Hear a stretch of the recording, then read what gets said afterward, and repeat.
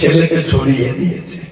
মা মা ওই লাশে হাত বুলোচ্ছে আর কাঁদছেন। এখনো আল্লাহর দিনের সেনাপতিদের ঘোড়ার পিঠ থেকে নামার সময় এখনো হলো না। আহা, হাজ্জাজ বিন ইউসুফের কাছে খবর চলে গেল, পরিবেশ ভালো না, আপনি রাখতেন, আপনার বিরুদ্ধে সবাই চলে যাবে। তারা ভুল করে হুজুরের লাশ তখন থেকে নামিয়ে দাফন করেছে। কম কষ্ট নেই, সাহাবাদের কম দুঃখ দেয়। আল্লাহ নবী নববী শরীফের ওয়াজ করেন,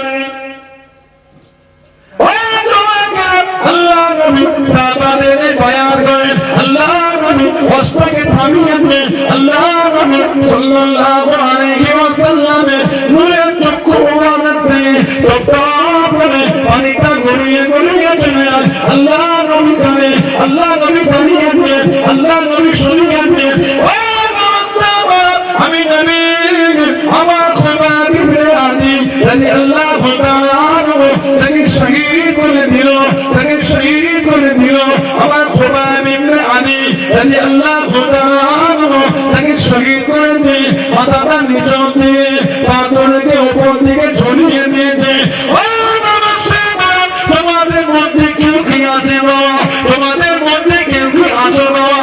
আমি নবী সাল্লাল্লাহু আলাইহি ওয়াসাল্লাম আমার খোবাব ইবনে আদি, আমার খোবাব ইবনে আদি রাদিয়াল্লাহু তাআলা লাশটাকে আনবে বাবা, শরীরটাকে আনবে বাবা।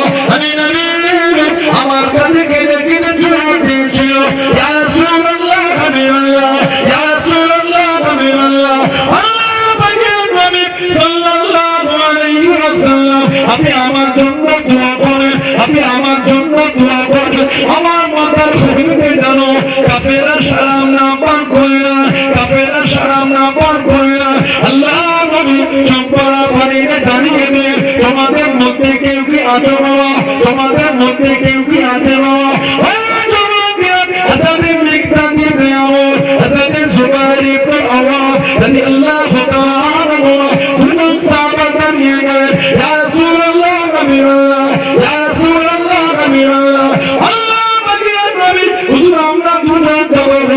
আল্লাহ নবী জানিয়ে দেন, আল্লাহ নবী শুনিয়ে দেন,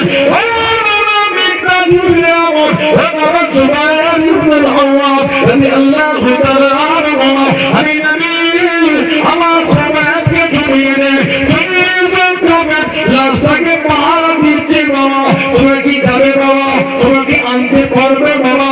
ইয়া রাসূলুল্লাহ হাবিবাল্লাহ আপনি যদি হুকুম করেন আমরা দুজন যাব। জনে বলুন সুবহান, আর একটু জনে বলুন সুবহান। যদি হুজুর আপনি বলেন, নবী বলেন 40টা কাফের পাহারা দিচ্ছে, হুজুর আপনি যদি বলেন আমরা যাব, ইয়া রাসূলুল্লাহ সাল্লাল্লাহু আলাইহি ওয়াসাল্লাম দুজন সাহাবা নবীর দরবার থেকে পার হয়ে গেলেন। হযরত মিকদাদ ইবনে আমর, হযরত জুবাইর ইবনে আওয়াম রাদিয়াল্লাহু আনহু আজমাইন রাত্রিরে সফর করতেন, দিনের বেলা লুকিয়ে থাকতেন। গিয়ে মক্কা শরীফের তানঈমে চলে গেলেন, দূর থেকে দেখতে লাশটা ঝুলছে, মাথাটা নিচের দিকে, 40টা কাফের পাহারা দিচ্ছে। আহা, আল্লাহ হুকুম হয়ে গেল, এত টাইম একসাথে 40টা কাফের জমিনে বেহুশ হয়ে পড়ে গেল, একসাথে 40 জন। হযরত মিকদাদ ইবনে আমর, হযরত জুবাইর ইবনে আওয়াম রাদিয়াল্লাহু তাআলা আনহু দুজন সাহাবা চলে গেলেন, ওনার লাশটাকে তুলে নামিয়ে এনে ওরা পিঠে তুলে নেন, মদিনা শরীফের দিকে চলে যায়। কিছুটা রাস্তা চলে গেলেন, ওদিন খাওয়া নাই, ওদিন ঘুম নাই, ওদিন ঠিক মতো শুয়ে নাই, ঘোড়া ধরে যেতে পারে না, ঘোড়া ধরে চলতে পারে না। 40 জন কাফের ফৌজ কেটে গেল, 40 জন কাফের ঘোড়া পায়ের ছোপ থেকে পিছনে পার হয়ে গেল, পিছনে রওনা হয়ে গেল। কাছে কাছে চলে গিয়েছে, রাস্তা দেখতে পায়, কাছে কাছে পৌঁছে গিয়েছে।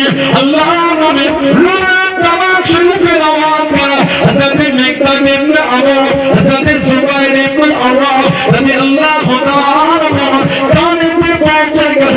মদিনা শরীফ থেকে আওয়াজ আল্লাহ হুকুমের কানে চলে যায়। ও বাবা মিকদাদ ইবনে আমর, ও বাবা জুবাইর ইবনে আওয়াম, আমার জুবাইর ইবনে আলী রাদিয়াল্লাহু তাআলা আনহু লাশ কারাম জমিনে নামিয়ে দাও, জমিনে